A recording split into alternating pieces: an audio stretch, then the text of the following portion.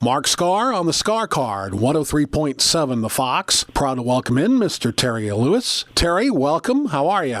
I'm doing great, Mark. Thank you for having me. Something we played a little while ago when it first came out was something that you have done with George Lynch and the band called All or Nothing, and it's a track called Dead or Alive. Congratulations on it. Thank you very much. How did this all get going? How did this all happen? Maybe let's start with yourself and George. I would imagine that you guys have probably known each other for a while and got together with this band and decided to do this song. I've known George for a long time, but we've never really worked together. We've known each other because the Dokken connection, Don Dokken produced my first album. But during that time, I believe Don and George were not in good terms, if I'm not mistaken.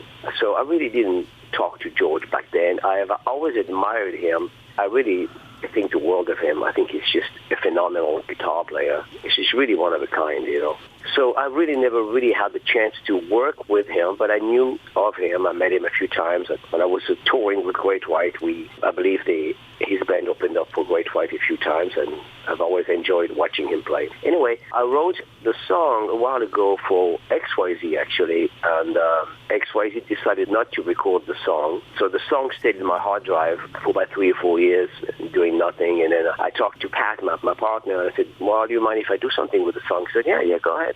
So at the time I was working with that band, AON, All or Nothing, Brett, the guys, and I played the song, and Eric said, oh my God, I love that song. The kids should record the song. I'm like, yeah, it's a good idea. So the kids loved the song, and I said, why don't we add George? He said, that's a good idea. So I sent the track to George. He said, he returned my text immediately and said, absolutely, I'm in. And that was it. And then we went to a studio and then in Denver, and we recorded the song. And ever since, it's weird because it seems like everybody loves the song. We've got so many views on YouTube and so many comments, and most of them really good. You know, of course, some of them are bad. It's the way it is. Welcome to the music business. Mm-hmm. But I don't focus on the negativity. Most of I said 98% of those comments are extremely good. I mean, I'm surprised. I'm blown away. So, and I love the kids, AON, and I love George. So I'm grateful. Talking to Terry Illous about the track Dead or Alive, do you think there'll be more that'll come out of this partnership? Yeah, actually, George and I have spoken many times, and we've done shows together. You know, I don't know if you know that, but George and I are doing shows together. Once in a while, it's AON, it's a package, AON, All or Nothing, and then I go on stage, I do Terry Illous of XYZ, I do a bunch of songs that was written for XYZ by myself and my partner. And then after that, Brett, the singer, does 4 songs with George, and after that I go on stage and I do 4 songs with George, and then we do a medley together. So that's a long 3 hours show, and every show has been sold out. It's just absolutely amazing. I mean, I talked to George the other day. I said we should record another song, and he said yeah. So I'm working on that. I have a great verse, I have a great chorus. I'm waiting for George or Jacob, the guitar player for AON, to give me a riff, and then the song is ready to go. Wonderful. So more where that came from. We're talking with Terry Illous. And maybe one odd side note to throw in here, you mentioned Brett Carlisle. Brett is now the singer in Great White. Yeah, it's wonderful. Brett is like a little brother to me. He's a great singer, got everything for himself, and he's 25 years old, and that's wonderful. And he's really a good singer, you know. I mean, and I'm happy for him that he's got the gig with Great White. I think it's wonderful. I think they have found the right singer, and all the best. I mean, I really say that with all. I'm very genuine when I say that. I have no animosity whatsoever. And I'm really happy for Great White. I'm happy for the kid. And, life goes on. Talking with Terry Illous, you mentioned XYZ. Is there anything musically coming from that project? Yes, Mark. There's something. We have an EP. We have 4 songs ready to go. In fact, they're pretty much ready to be mixed. We changed directions a few times. We wrote, I believe, about 30 songs, and we have decided on 4 songs, and it's an evolution. What I'm trying to say is, if you know bands like the Beatles or Zeppelin, and I'm not comparing XYZ to the Beatles whatsoever, I wouldn't dare do that, but I'm saying a band has to grow. If you listen to the Beatles, the first song, Love Me Do, all that stuff, and same for the Zeppelin, the first track, Communication Breakdown, they were pretty raw and pretty edgy and everything. And then later on, you have the song Remain the Same, all that stuff, which are much more intricate and the lyrics are deeper and everything. And it's an evolution. The band has to evolve. So we pretty much did the same thing. As an artist, I believe that an artist has to evolve. You can't repeat yourself over and over again. Now, some artists like to do that, and God bless them. I'm happy for them, but it's not who I am. I like to think outside the box. I've been involved in so many different projects, so many different genres of music, and I'm content doing that. So when it came to writing the new songs for XYZ, I wanted to bring something else to the sound. That means it's still XYZ, don't get me wrong.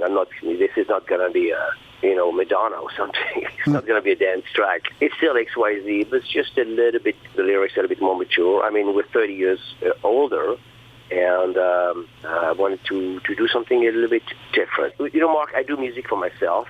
I don't do music for anybody else than myself. I'm very selfish when it comes to music, and I'm always grateful when people like my music, but sometimes if they don't, well, it's okay. If they don't see what I want them to see, it happens. It's the way it is, but you have to evolve. I mean, David Bowie was like that. A lot of great artists are like that. You have to evolve. When might we hear that music? Well, believe it or not, the first track is going to be a single, and I was talking to, in fact, I was speaking to Jody yesterday, or I know you know Jody Glisson, my publicist. Yep. I'm sure my PR girl. It should be within a month and a half, maybe 2 months at the most. We have to decide on the right mixer. Put it this way, we're very meticulous when it comes to music with XYZ. Actually, I'm very meticulous when it comes to anything I do. I have so many songs written, mixed, everything ready to go, and I haven't released anything yet because sometimes I'm double guessing myself. Is it good enough? Can I do better? Can I push it more? Can I remix it? It's an endless story. So whatever. It's who I am. It's complicated to be me.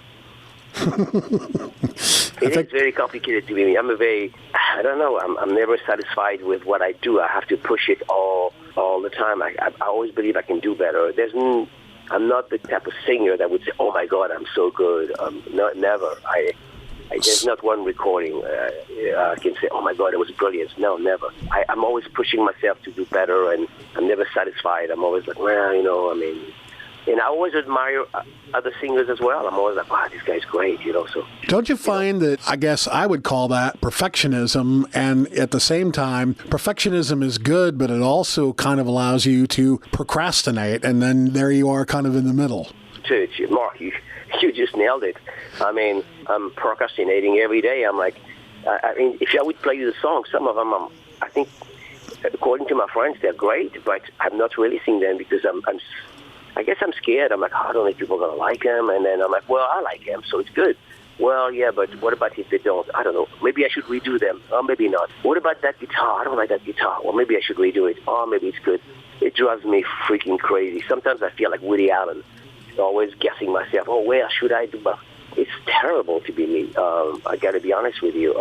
When I write a song, if people don't know that, I usually write 2 or 3 different melodies for the same song. I come up with 2 or 3 different melodies. I'm like, okay, what about this one, about that one? And the same for the lyrics. I change the lyrics like 10 times, no problem, until someone says, enough. Usually it's Pat, my bass player. He's like, dude, are you out of your mind? Yeah, and usually I go back to the very first version and say, oh, wow, that was pretty good. It's sad and it's good.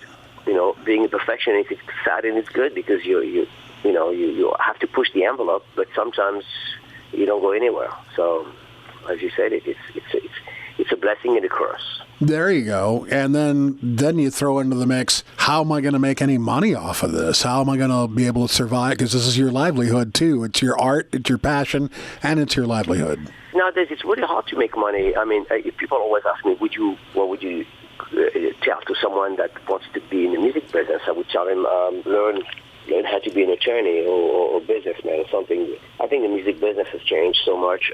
Artists don't make as much money as before. The only way to make money is to be touring or to have a catalog of songs. so your publisher can place your songs left and right. Other than that, you don't really make money anymore. As an indie artist, like I am right now, or a lot of artists, the only way to make money is to be touring. You have to tour a lot, and that's really good money. But releasing songs, I mean, I release songs, new songs.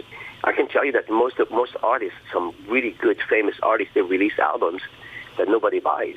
I'm not going to name anyone because I don't want to be, but I can tell you that a lot of artists release albums, nobody buys them. However, they would perform somewhere live, and it would be packed, which is great, thank God. Mm-hmm. Yeah, it's just like the releasing the album gives you an excuse to tour. Yeah, absolutely. Before it was the other way around, now it's you release an album so you can tour, and the fans are still there. They still want to go and see you, and they're still loyal. I mean, you go and see Iron Maiden. You say you like Iron Maiden. I'm a big Bruce Dickinson fan, and you go and see them. They're packed. Yep. I mean, people buy merch, buy everything. But the number one source of income for a band is really merch and touring. Really, not so much the music itself, and that's a fact. I have a track that I'm working that I released a few months ago, but never promoted. Actually, a track with Jack Russell, and I released a song, a cover of a Tom Petty song called "I Won't Back Down." It's a really good cover. Jack and I did well together, and I never promoted the song. I just released it, put it out there just like that, and I realized people liked it. So I told Jody, I said, I need to promote this song, and she said, okay. So next song would be something with Jack and I. I don't know. I got so many songs, dude. I mean, it's just amazing, I'm grateful. That's a wonderful problem to have. It really is. Yeah, it's a wonderful problem. But the thing is you need to put them out there and promote them. And I'm so glad that people like yourself are still around, radio stations, and promoting us. And I'm so grateful for that. And I'm sure other artists are as well. Because without you guys, I mean, as I said it to you earlier, without you guys, I mean, it would be pointless to release new songs. I mean, really. I mean, who's going to listen to them? There's no more MTV. There's no more VH1. I mean, VH1 is whatever. But there's no more all that stuff. There's no more Hit Parader, Metal Age. All that stuff don't exist anymore. So it's very hard for the fans to hear the new songs. So you are definitely a big help. Well, thank you. And Terry, for the listening audience, how can they get Dead or Alive? Dead or Alive, they can go online they can go to my website, terryillous.com. They can download the track. I think it's like I think they can pay us whatever they want. I think $1 or 99 cents or whatever, and then that's where you can get it. Or you can, of course, you can get it with Spotify, all that stuff. But I'm not a big fan of Spotify in general. So if people want to get the songs, on Spotify, that's okay. But they can get it on iTunes. They can get it on all those sites, of course. Well, I'm looking forward to some XYZ and some more Terry Illous stuff. Thank you so much. I appreciate it. For Terry Illous, I'm Mark Skaar on the Skaar Kaard on 103.7 The Fox.